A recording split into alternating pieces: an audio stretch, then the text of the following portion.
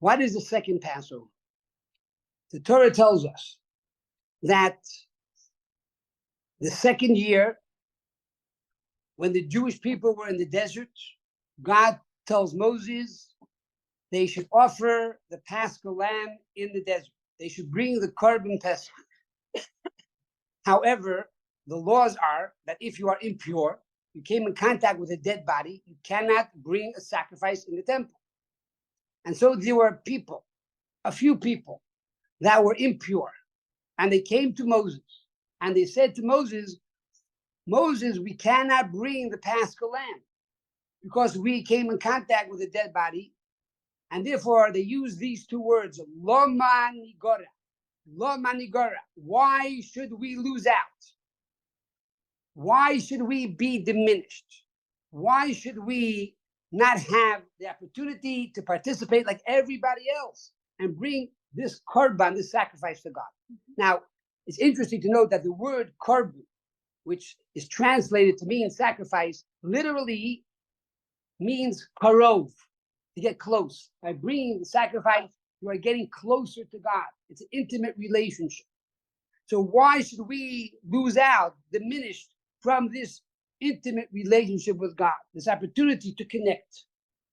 So Moses said, I hear you, you have a good question. Let me talk to God. It says the Talmud, wow, isn't that amazing how a person, a Ben Adam, a human being, can say, let me talk to God and find out the answer for you. So Moses turns to God and asks God what to do. God responds, we're going to give them a second chance. Exactly 1 month from now, in the month of Iyar and the month of Ziv, the second month of the year, on the 14th day of that month, which is a month after they brought the first Paschal lamb, these people will have a chance to bring a Paschal lamb. It is called Pesach Sheni, the second Passover. This is the basic concept of Pesach Sheni. Now, to apply this idea to all of us. Today, there is no Holy Temple. We didn't have the first Paschal lamb. So why are we talking about the second Paschal lamb? And how do we apply it to our daily life? First and foremost, Rabbi Jacob, the previous Rebbe, said that the message of Pesach Sheni is, he said in Yiddish, it's never too late. Pesach Sheni teaches us you can always set things right. You can always fix things. It's never too late. Even retroactively, you can change the past. That is the power of tshuva. That is the power of repentance. And every one of us has that ability to fix and correct our life and damage that we have committed earlier in our youth. So that's the first basic lesson. But to analyze it on a much deeper level, the Thematic, the third Rebbe, says that there are three introductions to understand this concept of Pesach Sheni. Number one is the first Passover. The first Passover, Pesach, was done in the month of Nissan, which is the first month of the year on the Jewish calendar. And the general theme of the month of Nissan is Sur Meira, to run away from evil. What does that mean? All of us were in Egypt. And when I say all of us, I mean all of us, literally, because the souls of our generation is a reincarnation of Egypt. So if you close your eyes for a moment, you could picture yourself back in Egypt. So all of us were in Egypt. And Moses now comes and says, I'm taking you out. As Jews, we are all schizophrenics. So we, on one hand, we want to leave, but we don't want to leave. We're always worried what's going to be for lunch. What's the food that we're missing out if we run out of Egypt? So now we're told we should leave Egypt. Now, we were slaves there for 210 years, but on one hand, we liked it because it was Egypt. What did they like about Egypt? Egypt was the most immoral place on the face of the earth. Idolatry, promiscuity, any pleasure you wanted to find in Egypt was available for you. It was a very promiscuous country. And therefore, they didn't want to leave that. They didn't want to now run and give all that up and become now holy and priests, etc., etc. So they had this inner battle, but they knew they need to leave this life of hostility, this life of oppression, this life of bondage, abuse, slavery. So they had to run out. At the same time, there was this desire to stay. In Judaism, this concept is called sur mira. You have to run away from evil. If it's bad, don't analyze it, don't discuss it, don't rationalize it, just leave, run away. It's sur mira. In the Hasidic lexicon or vernacular, this is called the avoida, the service of iskafia. Iskafia means don't do it because it's wrong. But even though I want to do it, I desire to do it, I have to overpower myself. I need to control myself and say, no, I'm not doing it. That's called iskafia. So the theme of the month of Nissan, which is leaving Egypt, is the theme of iskafia, which is to curtail and subjugate our animal soul and simply say, no, I'm not doing this. Have the power and discipline to say no. Even though I want to, even though I have the passion and desire to do it, I need to control myself and say, I will not do this. This is the theme of the month of Nisan, the first month of the year, the month we left Egypt. We ran out of Egypt with haste. Why with haste? Spiritually, because on one hand, we had 1 foot in Egypt and 1 foot out of Egypt, and we had to get out of there and move quickly, because if I was there one more moment, I would have been stuck forever. So that is the idea of the month of Nisan. The second month of the year, we are now elevating ourselves. We are graduating to the next level. That is the month of Iyar, or the month of Ziv. And this is the month of transformation. It's the month of Ishapcha, when I can channel my passions and my addictions into positive things. So now I'm able to serve God with joy. This is the second month of the year, the month of Iyar. And that is the month where we have the second Pesach.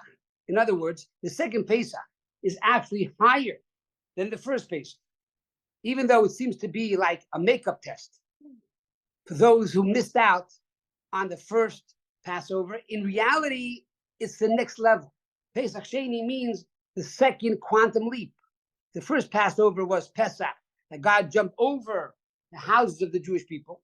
And primarily, it says in the Torah, the doors, Ufasach Hashem Esa Pesach, God jumped over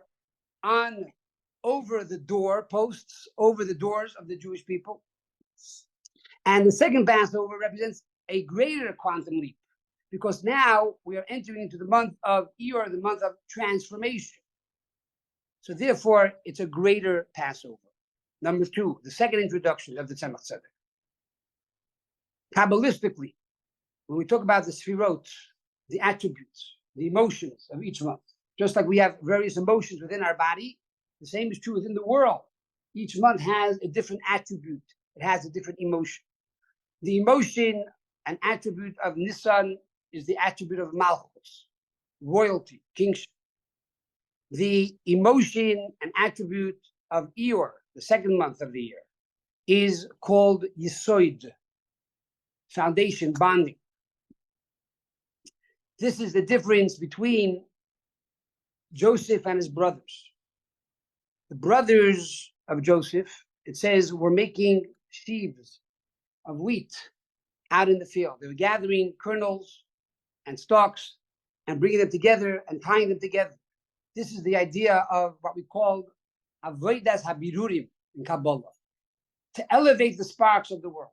We take a broken world, we take a fragmented world, and we bring it all together and we unite it. We give them hope, we give them purpose, and then we connect them with a higher reality. That's the idea of making the knot. We make a knot and give people purpose, elevate the sparks, and bring it to a higher reality. This is the avodah, this was the primary service of the tribes of Israel, to elevate the sparks. This we call Bitul Hayesh. This represents the idea of nullifying one's ego. In other words, I'm smart, I'm successful, I'm beautiful, I'm amazing. However, I'm willing to submit to a higher reality. I'm willing to do you a favor. I'm willing to listen to you. I'm willing to surrender to God. There's a God, there's me. I'm a good person, I'm a healthy person, I'm a vibrant person. I have everything in my life that I need. I have money, I have business, I have marriage, success. I really don't need God right now in my life. But I'm willing to surrender to a higher reality. That's called bitul hayesh, to nullify my ego. This was primarily the service of the brothers of Joseph. They felt their importance.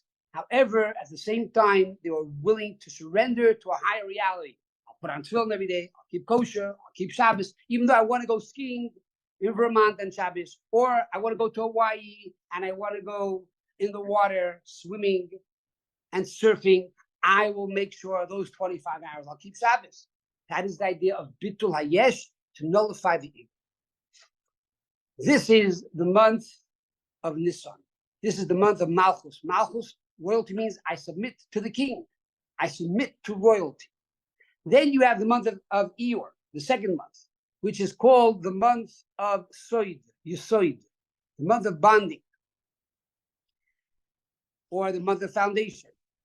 This is the month where it's out of love, just like bonding is with iskashlos, which means a connection with passion and excitement and happiness and love. Our connection to God is in this month in a way of desire and passion and love. So it's not that I'm surrendering, I'm giving up my lifestyle for a higher reality. No, I want to connect. I love this relationship. I want to be there. This is called bittul b'metzias, that I don't exist to begin with. There's no I. I eliminate the I and I become one with a higher reality. This is the avodah of Yosef. This was the service of Joseph, who was a channel to Almighty God. And he was simply a vehicle in which God was able to bring light into the world, which explains why the month of Iyar is called Iyar. Why is the month of Iyar called Iyar? One of the explanations is the word Iyar is an acronym for Abraham, Yitzchak, Yaakov, and Rachel, representing the three fathers and all the four mothers. What was unique about the patriarchs and the matriarchs? The Alter Rebbe quotes in Tanya that they were called the Markov. They were the chariot of God. What does it mean to be a chariot of God? A chariot of God means they had no will of their own. They were intelligent. They were smart. They were beautiful. They were strong. They were successful. But they knew that everything they had and everything they possessed was only from God. And therefore, they were God's ambassadors to the world. What is a chariot? A chariot follows the driver. Where you go to move the horse, it goes this way. Move the horse, it goes that way. The horse doesn't say, excuse me, I'm going out for lunch. Call me in an hour. And when you drive in your car, you turn the steering wheel to the left, it doesn't go right, or else you're in big trouble. So they were like the vehicle of God. Anytime God wanted to go left, they went left. God wanted to go right, they went right. So they were God's ambassadors in this world. They were called the Makov, the chariot of God. A chariot is totally nullified to the rider. And they were totally nullified to God. This is the energy of this month of Iyar, the second month of the year, when we now ascend to the next level. We are no longer bitul hayesh. We are no longer nullifying the ego, because there's no longer the ego. We are now nullifying our essence. In other words, we become one with God. And the difference is very simple. The first month is out of fear. It's out of fear of punishment. If I don't do this, what will happen to me?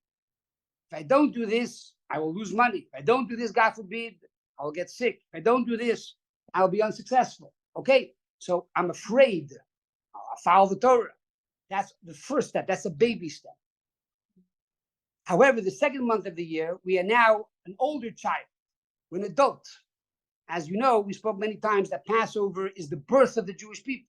So when it comes to a baby, they only understand when you talk about, if you don't do this, you're not going to get that. It's about threats. But once you get a little more mature, no more threats. Now it's about love.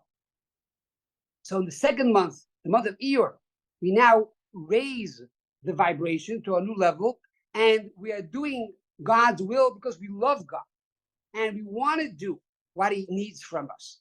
And because of this, we are now on this second level, the second month of the year, the month of Iyar, which again alludes to the second Passover. This is the advantage of the second Passover over the first Passover. The first Passover was the first quantum leap, and now the second Passover is the second quantum leap. Number 3, third introduction. Pesach means to jump. And we touched upon this earlier. Pesach means to leap. That's the meaning of Pesach. It doesn't mean to eat matzah. That's not the meaning of Pesach. Pesach means to make a quantum leap. Now, the first leap was over the doorposts, as we said earlier. What does that mean? Over the doorposts. In Kabbalah, every part of the house has a meaning. Every part of the house is connected with a specific letter, an attribute, etc., etc. The fact that God jumped over the doors represent the level of malchus, of royalty, which also alludes to yireh tata, the lower fear of God. As we said earlier, fear of punishment. The second Passover is a greater jump, a greater leap, which we said earlier is connected with Yesod, connected with love and connection with Almighty God. This concept of the second Passover is not only that the first Passover, we now go on to the first rung of the ladder, which is royalty. And the second Passover, we go to the second rung, which is foundation. It's more than that. The actual jump is a greater jump. So it's not only I'm going to the next level, the actual energy is I'm jumping now double. It's a much further destination, a further jump. So in other words, whatever we did to accomplish and to ascertain the first Passover, now we need additional energy and vitality to go to the next level. And that is the idea of Pesach Sheni. So, in other words, even though the holiday happened many years ago, and even though today there is no holy temple, yet each year, Pesach Sheni, this vibration, this vitality, this energy is in the ear and throughout the entire month. And that is, no matter what we accomplished already on the first Passover, we are now given additional blessing and strength to be able to accomplish much more this month, the month of Iyar, more than the last month, which was the month of Nissan. So all we have to do, we have to say the following 2 words: Lo manigora. Why should we lose out? Lo manigora. Why should we be diminished? Lo manigora. Why can't we have a second chance? By saying these words, Lo manigora, then this gives us the ability to now jump not only the first Passover, but to jump the second Passover. Now, I want to take it a step further. Think about it for a moment. A few people, few Jews, come to Moses and they say, Moses, we missed the opportunity to bring a Paschal lamb. Now, it's not that they were lazy. It's not that they were rebellious and said, we don't want to bring the Paschal lamb. They say, we want to, but we can't. We're simply impure. And the Torah says, if you came in contact with a dead body and you were not yet purified, you cannot bring the Paschal lamb. So Moses could have said, you missed the boat. You missed the boat. Sorry. Next year, Passover, hopefully you'll do it. You missed it this year. You can still eat matzah. You can still eat murder. And of course, you can eat the charoses, okay? You can do whatever you want. You cannot eat the Paschal lamb. Big deal. Have chicken. You'll survive. You'll survive.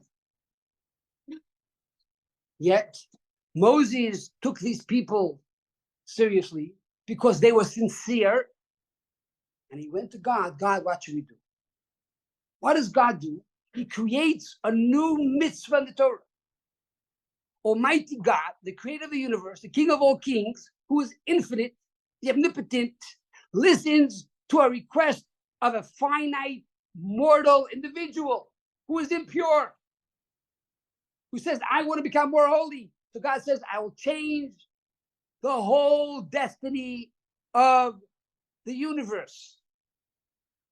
I will give you a new mitzvah for all generations. Second Passover. Now think about it. This is true when the Jewish people first left the land of Egypt. They never had a holy temple yet. They didn't have the Beis Hamikdash. They had a Mishkan, but didn't have a big Beis Hamikdash in Jerusalem. And only a few people came and requested this change. And they based it on what? They based it on, well, last year we had the Paschal Lamb in Egypt and we loved it. Well, last year you were in Egypt. So the Paschal Lamb you had was in Egypt, meaning as slaves, under the control of Pharaoh, and you had no holy temple. Each person slaughtered the animal in their home, not in the holy temple. And they put the blood on the doorpost instead of sprinkling the blood on the actual Mizbeach, the altar, which is where you're supposed to do it. So it was really a very diminished type of Passover. And they felt that loss. Even that small Passover was something which really connected them with God. Can you imagine now when all the Jewish people are standing before God and we say, God, lo mani gora, why should we be diminished? Why should we lose the opportunity to bring the Paschal Lamb? And it's not only one person or two people, but it's Kanahara, 16 million Jews throughout the world. Our soul calls out every day, lo mani gora. Why should we lose out? And it's not only one sacrifice, which is Passover, it's all the sacrifices, because once the temple was established, every day there were many sacrifices brought on the temple. And these sacrifices brought tremendous energy and blessing to the world. The Talmud says if the non-Jews would know how much blessing came to the world because of these sacrifices, how much success and health they had because of our sacrifices, they would never destroy the Holy Temple. They would surround the temple, protect the temple, that no enemy should come in and destroy it. So we are lacking today tremendous blessing and success in the world because of these sacrifices. And how many years is it? It's not 1 year. It's over 1,900 years. So 1,900 years, we don't have the Paschal Lamb. 1,900 years, we don't bring the sacrifices. 1,900 years, we are now in exile suffering. If we truly called out, lo mani gora, don't you think God would listen? If he listened to a few Jews who are simply coming out of bondage, don't you think he would listen to millions of Jews who are suffering already for over 1,900 years? But it has to come from your heart. And this is the message of Pesach Sheni. We have to ask God, lo mani gora. And if we truly ask and pray and care and want, there's no doubt that God, who is our Father in heaven, God who cares about us and loves every single Jew, every single one of us, like an only child, there's no question that God will bring about an end to Golus, an end to exile, and bring about the coming of Mashiach. Just want to say one final story. We spoke about the Shabbos. This time of year, between Passover and Shavuos, is a time when we celebrate and we mourn the loss of 24,000 students of Rabbi Akiva, who died throughout this period because they did not respect each other. They did not care for each other. They did not honor each other properly. And therefore, every year this time, we have to recall what happened and resolve to respect one the other and honor one the other and to give the proper love and the proper care for our neighbor. Who was Rabbi Akiva? Rabbi Akiva represents the idea of Pesach Sheni. Rabbi Akiva represents the idea that it's never too late. Why? Rabbi Akiva was a shepherd, and he was 40 years old. He could not read the Aleph base. And then the daughter of the wealthiest man in the land of Israel, in Jerusalem, wanted to marry Rabbi Akiva. The story is that he went to the synagogue, he went to the Beis Medrash, he went to the yeshivas, he wanted the best boy for his daughter. And she was going out with these guys that she had no interest. And finally she said, no, I want Rabbi Akiva. He says, no problem, you want Rabbi Akiva, you're out of my will. And she had to go scrub floors and wash dishes and clean all of the garbage in the houses to earn a few pennies to make a living, because her father said, if you marry that guy, you're getting nothing. But she said, I see greatness in Rabbi Akiva. She told Rabbi Akiva, you have to go study Torah. And he went, and 12 years later, he came back with 12,000 students. And they were talking together in the house, her and a friend. He said, I hear your husband became so famous. He has 12,000 students now. I'm so proud of him. Let him go back for another 12 years and get another 12,000 students. He turned around without coming home. He came back 12 years later with 24,000 students. This time she didn't say that again. 24 years ago. And as he's coming with his students, the entourage, she runs from her house, a little hut, and she runs to the feet of Rabbi Akiva. And all of the students of Rabbi Akiva see this crazy woman running at the rabbi, and they protect it. And she squeezes through, and she jumps at Rabbi Akiva's feet. Rabbi Akiva says, go away, part. He stands her up, and he says, which I believe is the most romantic words in the Talmud, what is mine and yours is all hers. That's what he says. What is mine and yours is all hers. It was in her merit, her encouragement, her inspiration that I went to study Torah. So this is the connection between the Parsha Emor and the month in which we find ourselves. Emor is about inspiring, to inspire the youth to study Torah, to learn Torah, and to know it's never too late. You can be 40 years old, 50 years old. Even if you can't read the Aleph Beis, start learning now. And number two, a time when we have to strengthen Avas Yisrael, a time to strengthen brotherly love. We hope and pray that in the merit of caring for each other and loving each other and true Achdus Yisrael, to have unity amongst Am Yisrael, God will take us out of Golus, with the coming of Mashiach from Heida B'Meinu. Amen.